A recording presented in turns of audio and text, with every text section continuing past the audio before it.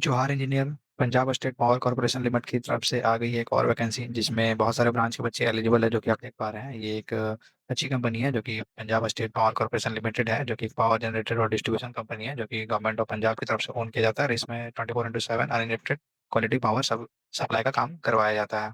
तो इसका जो एप्लीकेशन डेट स्टार्ट है वो 11/6/2026 से स्टार्ट है और जो लास्ट डेट है वो 1/7/2026 है।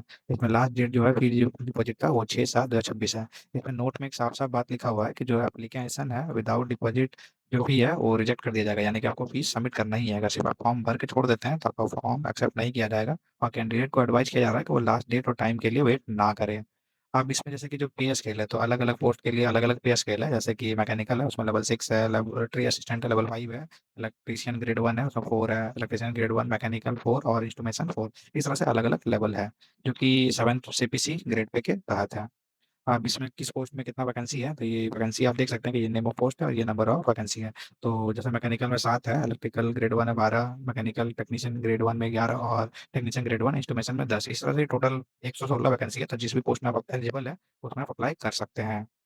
अब नेक्स्ट जैसे देखें कि अगर एलिजिबिलिटी क्या है कि कौन सा पोस्ट में कौन सा चीज़ एलिजिबल है, जैसे कि यहाँ पे अगर मैं देख पा रहा हूँ कि जो मैकेनिकल है, तो मैकेनिकल में या तो बोला गया फुल टाइम 3 या 4 ईयर डिप्लोमा होना चाहिए आपका मैकेनिकल इंजीनियरिंग में। कोई भी स्टेट गवर्नमेंट या फिर सेंट्रल गवर्नमेंट आप किए हुए हैं 60% मार्क्स होना चाहिए। या फिर जैसे बीई बीटेक किए हुए हैं, बीएससी किए हुए हैं इंजीनियरिंग में मैकेनिकल में, या फिर एआईसीटी या फिर एएमआईई या कोलकाता से भी अगर आप किए हुए हैं तो वहाँ से भी आप एलिजिबल हैं। फिर नेक्स्ट इलेक्ट्रीशियन में, इसमें भी पंजाबी में लिखा हुआ है लेकिन जो ट्रांसलेट है वो सेम इसी तरह से ट्रांसलेट है कि या तो आइदर आप डिप्लोमा किए हैं 3-4 साल में 50% मिनिमम मार्क्स लाके, या फिर बीई बीटेक किए हैं 60% मिनिमम मार्क्स लाके, तो उसमें भी एलिजिबल है। सिमिलरली मैकेनिकल में भी सेम एजुकेशन क्वालिफिकेशन है और इंस्ट्रूमेंटेशन में भी सेम एजुकेशन क्वालिफिकेशन है। तो आप कोई भी एजुकेशन क्वालिफिकेशन में तो आप इसमें एलिजिबल है।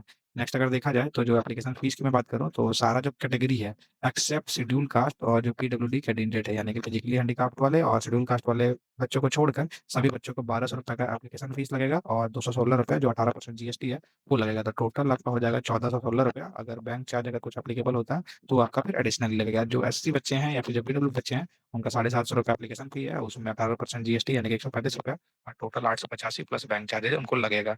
और इसको जो फी पेमेंट करना है वो ऑनलाइन मोड में करना है, कोई भी अदर डिपॉजिट इसमें एक्सेप्टेबल नहीं है। अब जैसे बात करें कौन कौन से बच्चे एलिजिबल इसमें, तो इसमें बोला गया कि knowledge and qualification in Punjabi, मतलब नॉलेज और क्वालिफिकेशन आपके पास पंजाबी में होना चाहिए। क्वालिफिकेशन और Punjabi essential for all post, सारे पोस्ट के लिए। और अगर आप 10th किए हुए हैं तो 10th में आपका मेट्रिकुलेशन में एक सब्जेक्ट जो पंजाबी होना चाहिए उसमें आप पास किए हुए होने चाहिए, तभी आप इसमें एलिजिबल हो पाएंगे।